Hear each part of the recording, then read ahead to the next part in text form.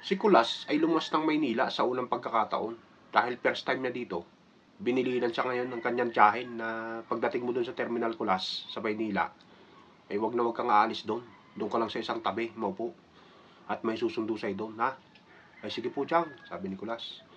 Medyo magtatakip silim na nung dumating sila sa terminal sa Maynila. Kaya ang ginawa ni Kulas, naupo na lang siya sa isang tabi habang naghihintay.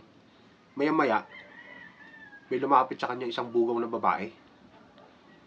Pogi, gusto mo ng babae? 500 lang, sabi ng bugaw. Ay, ayoko po. Naisip ni Kulas, 100 lang yung pera niya, tsaka may hinihintay siya. May hinihintay po kasi ako. Di bali na lang po, sabi ni Kulas. Nabuisit tong babaeng bugaw ngayon, kaya umalis na lang.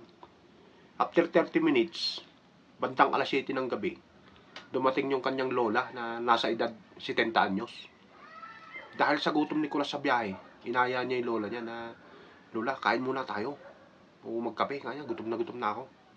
Kaya kumain muna sila ngayon sa isang karinderya sa tapat ng bus station. Habang kumakain sila, lumapit uli yung bugaw kay Kulas. Tinalak-talakan siya ngayon. Walang yaka. Kung sinabi mo lang na matanda pa lang gusto mo, di sana binigyan kita kahit 2.